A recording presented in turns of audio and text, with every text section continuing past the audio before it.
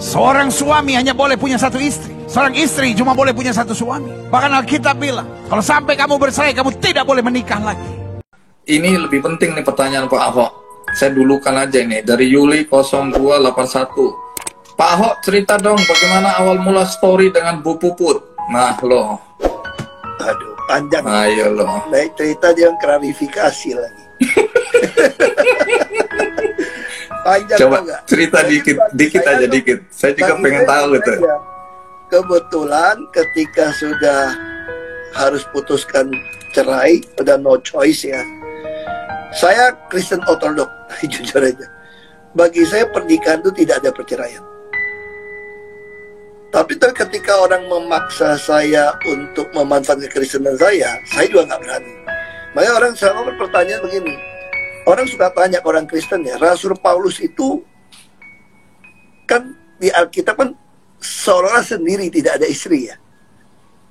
Sebenarnya dalam sejarah kalau ditanya, Rasul Paulus itu pernah punya istri nggak? Pasti punya, karena dia Sanhedrin. Yahudi kalau dia di atas 30 tahun itu pasti nikah. Makanya tetap tafsiran kenapa Yesus meninggal 33,5 tahun. Karena kalau tidak, dia sampai 40 dia pasti harus nikah. Jadi orang Yahudi itu ada kewajiban sebagai imam, sebagai pemimpin harus menikah. Jadi dengan tafsiran itu, Rasul Paulus itu pernah nikah.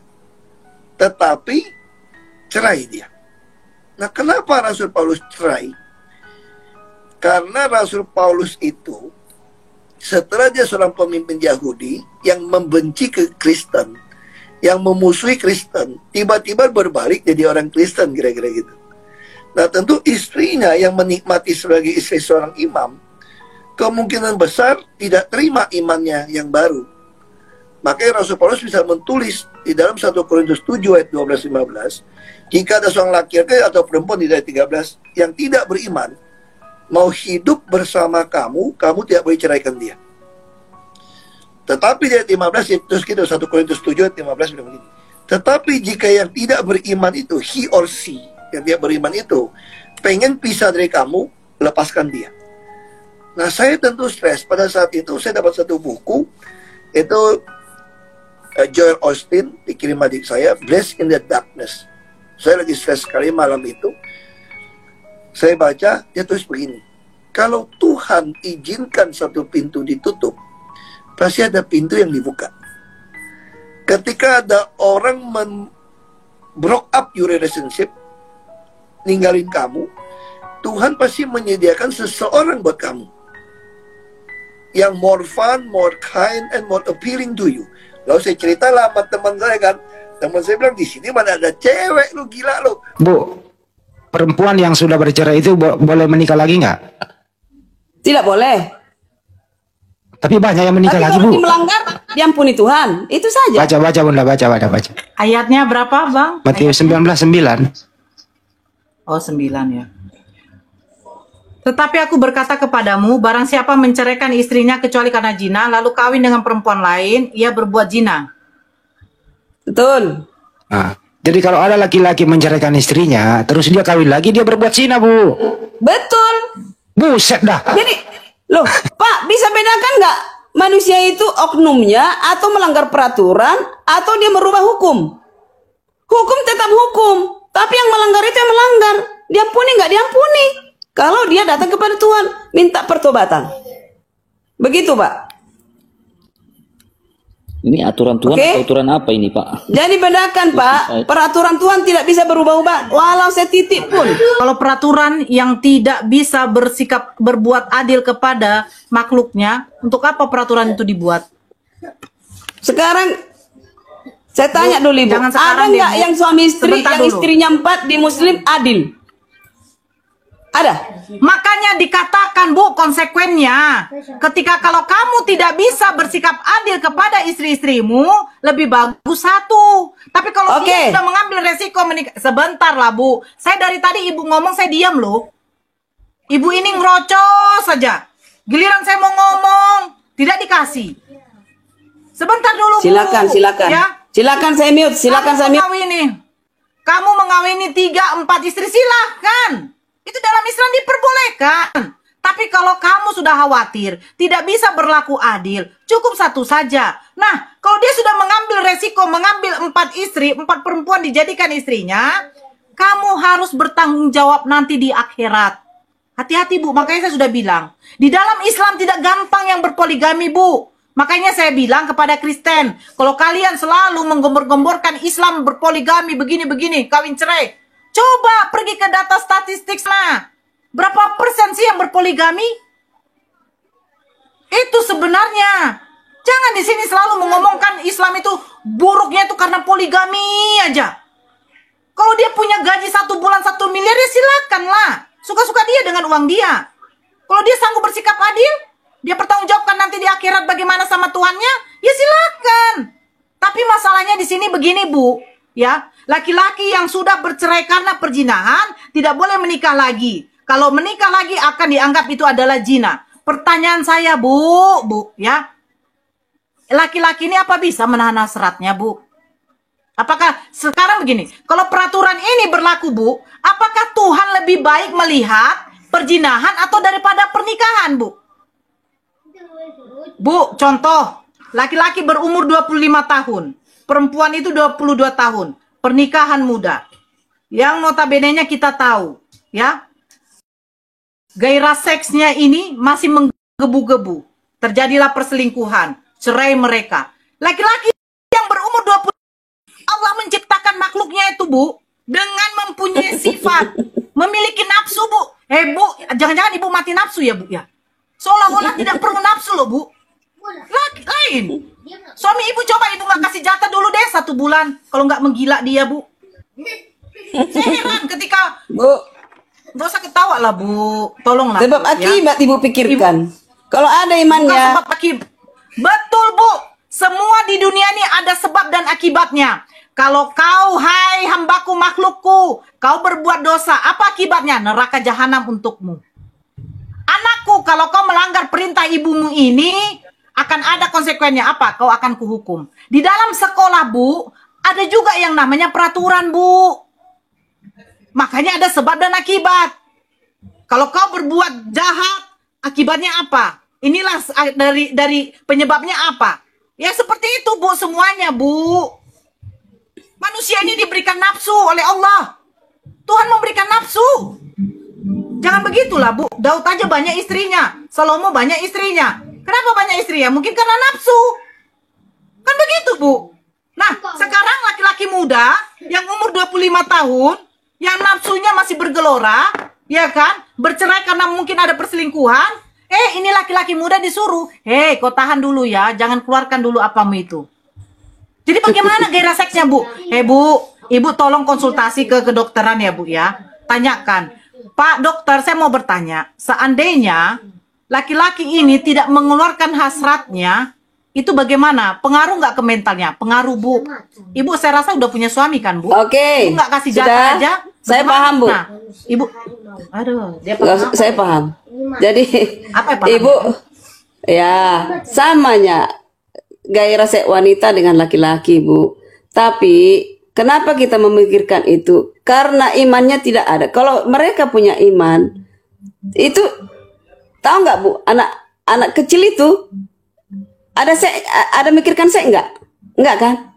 Nah kalau imannya kuat, dia itu Bu menggebu-gebu itu karena faktor-faktor yang lain, faktor psikologinya. Jadi anak-anak kita ini orang-orang yang coba sebaliknya dulu Bu, gini, yang punya istri, perempuan bisa satu perempuan melayani beberapa laki-laki. Ini laki-laki 4 istrinya, bagaimana? Itu kan terjadi ketidakadilan juga. Gimana Anda mengatakan satu perempuan bisa melayani beberapa laki-laki? Bisa. Rata-rata Anda Bu. Rata-rata begitu Bu. Bu, inilah Ibu. Makanya di dalam kitab Ibu saya bingung. Kenapa saya bingung? Tidak diperjelas semuanya. Kenapa tidak diperjelas? Kenapa laki-laki ini menjadi imam kepala? Karena apa? Allah memberikan kelebihan kepada laki-laki. Kelebihan semuanya Bu. Dalam segi apapun. Bahkan dalam segi seks. Kelebihannya itu. Karena apa? Dia seorang imam kepala yang akan mempertanggungjawabkan apa yang terjadi kepada anak istrinya kelak. Jadi semua itu diberikan kepada laki-laki. Makanya perempuan tidak diwajibkan untuk bekerja. Sudah tugasnya laki-laki. Bahkan dalam soal seks juga, Bu. Makanya beristri 2, 3, 4 itu diperbolehkan.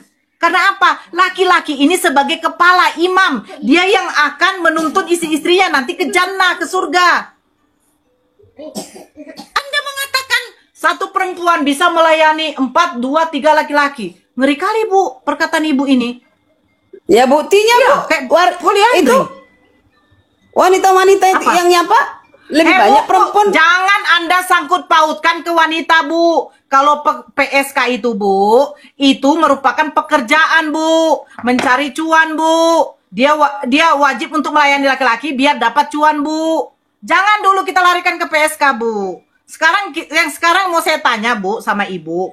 Laki-laki yang masih muda ini ketika bercerai karena perselingkuhan, pada waktu dia ingin menikah, dikatakan itu adalah berzina. Pertanyaan saya begini loh, Bu. Seandainya laki-laki itu masih muda, Bu, apakah lebih baik jajan atau menikah, Bu? Itu pertanyaan saya. Apakah lebih baik jajan atau menikah, Bu? Jadi gini, Bu, jadi dirubahlah peraturan saya itu tidak minta untuk orang-orang yang punya lebih nafsu. baik jajan, sebentar, Bu. Menurut peraturan yang ada di dalam kitabnya Ibu, apakah lebih baik jajan atau menikah lagi, Bu? Itu pengecualian, Bu. Aduh, kok nafsu orang Ibu pikirkan? Gak usah, peraturan Tuhan tetap peraturan Tuhan, tidak boleh. Itu menjadi ajaran untuk seluruh umat. Tidak boleh, titik. Dah. Bu, dengarkan saya baik-baik, Bu. Ibu bilang titik-titik tapi tidak mikirkan, Bu. Saya punya anak laki-laki, Bu. Ya. Ketika nanti dia menikah di umur 25 tahun, terjadilah perceraian. Terkadang kita tidak tahu. Terjadilah perceraian. Jangan ke situ yang lain lah, yang lain. Nanti sebentar dulu Pak Datuk, sebentar. Nah, cerailah dia ini, ya kan? Tidak punya anak, masih muda. Tapi karena peraturan di dalam kitab suci itu tidak boleh dia menikah. Kalau dia menikahkan zina, jadi saya melihat anak saya jomblo selamanya, Bu. Ya, Bu. Saya melihat anak saya nikahkan jomblo aja selamanya, anak Bu. Ibu. Oke, boleh menikah anak Ibu. Tapi itu udah di luar konteks. Ujung-ujungnya kan nikahkan aja, Bu. Iya, diampuni Tuhan. Ibu, kenapa bertobatlah dua-dua? Diampuni. Berarti kalau gitu melanggar perintah Tuhan, Bu. Ya, dia melanggar, tapi dia datang kepada Tuhan, Tuhan tetap terima. Assalamualaikum warahmatullahi wabarakatuh. Waalaikumsalam. Bangun. Waalaikumsalam warahmatullahi wabarakatuh. Ini melanggar Tuhan atau apa ini? Itu namanya, Bu. Makanya di Matius 19 nomor 6 itu, Bu. Ini berat bagi orang Kristen, tapi nyatanya ya, ini banyak dilanggar, Bu. Nyatanya banyak kok Kristen kawin cerai, Bu. Artinya ada berapa persen sih gitu loh ya. Jadi di Anda itu nggak ada solusi, itu maksudnya nggak ada solusi. Sekarang kalian bilang begitu jadi dirubah boleh gitu? Nggak bisa. Justru nggak dirubah. Justru karena aturannya begini, Bu. Izin, Bu, karena aturannya nggak dirubah, makanya pelanggarannya banyak. Ya nggak apa-apa, yang melanggar memang sedikit kok ke surga. Iya, jadi Kristen itu banyak yang ke neraka ya, Bu ya. Memang. Buset. Kalian aja yang merasa terus ke surga, kalian semua nggak ada jaminan kalian ke surga. Jadi Kristen yang bercerai itu rata-rata ke neraka ya, Bu ya. Pak, kecil jalan ke surga, sempit sedikit yang sampai. Besar jalan ke neraka. Itu mah itu mah Amsal 23:27 itu, Bu. Itu. Jadi jangan merasa kalian Kristen itu terus ke surga. Ya. Nah, sekarang gini, Pak. Sekalipun tahu kalian udah diakui dia jarang Kristen ke surga. Gini ya, iblis lebih tahu Alkitab A sampai Z. Tapi mereka itu bukan jaminan. Ya iblis sendirilah lawannya Tuhan gitu loh. Jadi saya kasih kasus satu, Bu, gimana ya? Misalnya ibu punya anak perempuan, terus ibu punya mantu laki-laki. Anak ibu ini suaminya pemabuk, mabuk-mabukan, penjudi, tidak diberi nafkah, suka pukul anak ibu, begitu bertahun-tahun begitu, nggak mau berubah. Udah dikasih ke pendeta nggak mau berubah. Apa yang Anda lakukan, Bu, terhadap anak Ibu? Ya tinggalkan, nggak apa-apa. Boleh cerai? Karena ya cerai, tinggalkan. Tapi nggak boleh cerai, Bu, kecuali zina. Melanggar lagi. Ya. Nggak boleh cerai, Bu, kecuali zina, Bu. Ibu melanggar lagi nih, melanggar lagi Jadi perintah Tuhan bilang, Ibu ini. peraturan itu tidak kaku, ya. Loh, perintah Tuhan kok disetel? Kok perintah Tuhan disetel? Ih, bukan di setel, itu oknumnya melanggar. Iya. Tidak komitmen lagi. Tapi- jadi tinggalkan lah. Tapi orang yang dipersatukan Tuhan tidak boleh dipisahkan, Bu. Makanya jangan sumbu pendek, bos. Udahlah kalau gitu. Aku Kena dia, sumbu pendek.